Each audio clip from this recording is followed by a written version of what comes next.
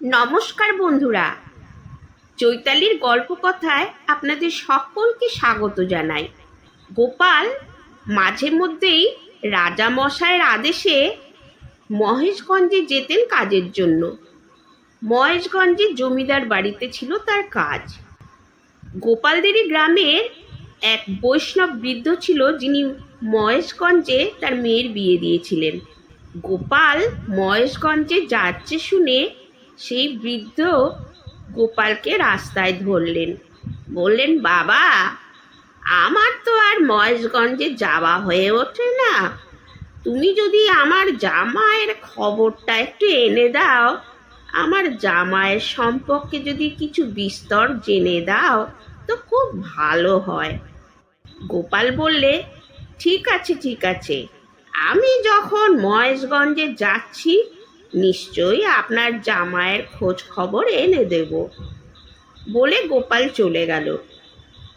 পরের দিন সকালবেলা সেই বৃদ্ধ এসে হাজির হলেন গোপালের বাড়িতে। গোপাল তখন দাওয়ায় বসে হুঁকো টানছিল। বৃদ্ধকে দেখে গোপাল উঠে দাঁড়ালো। বৃদ্ধটি বললেন, বাবা, তুমি মহেশগঞ্জে আমার মেয়ের বাড়ি গিয়েছিলে তো বাবা? গোপাল বলল, হ্যাঁ খুড়ো। আপনার মেয়ের বাড়ি আমি গিয়েছিলাম। আপনার মেয়ে জামাই আমায় অনেক যত্ন আত্তি করেছে।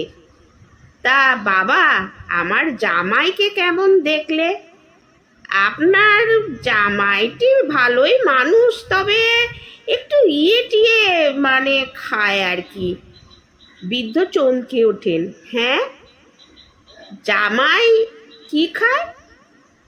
এই পেঁয়াজ রসুন খায় আর কি। এই সব দিন তো আর খায় না, যেদিন বাড়িতে মাছ মাংস হয়। কি বলছো গোপাল? উদ্বিগ্ন হন তিনি। আমার জামাই মাছ মাংস খায়? ওরা যে গোড়া বৈষ্ণব বাবা। গোপাল আশ্বস্ত করে, না না, সব দিন তো আর খায় না, ওই যেদিন একটু টিয়ের আসর বসে সেদিন। টিয়ের আসর মানে? বৃদ্ধ যত শুনছেন ততই অবাক হচ্ছেন। মানে ওই মদ টদের আসর যেদিন বসে সেদিনই হয়। গোপাল আরো নরম গলায় বলতে থাকলো, আরে মদের আসর তো আর রোজ রোজ বসে না। যেদিন ইয়ার দোস্তরা আসে, নাচ গানের আসর বসে, সেদিনই মদ টদ সঙ্গে মাছ মাংস হয়। এছাড়া জামাই লোক হিসেবে খুবই ভালো। আপনি অনেক কপাল করে এমন জামাই পেয়েছেন। বৃদ্ধ ভিমড়ি খাওয়ার মতো অবস্থা হয়। গোপাল বলতে থাকে, আপনার জামাইয়ের তুলনা সে নিজেই, এক কথায় সে অতুলনীয়। বৃদ্ধর কৌতূহলের সমাপ্তি এখনো হয়নি। তিনি জানতে চান, নাচ গানের আসর মানে? ওই আর কি। গোপাল বিনয়ের সঙ্গে বলতে থাকে, ওই বেশ্যাপাড়া থেকে নাচ নেওয়ালি ভাড়া করে নিয়ে এসে বাড়িতেই গান বাজনার আসর বসায়। সেদিনই যা একটু মদ্যপানের ফোয়ারা ওঠে। এরপরে আর বৃদ্ধ নিজেকে ধরে রাখতে পারলেন না।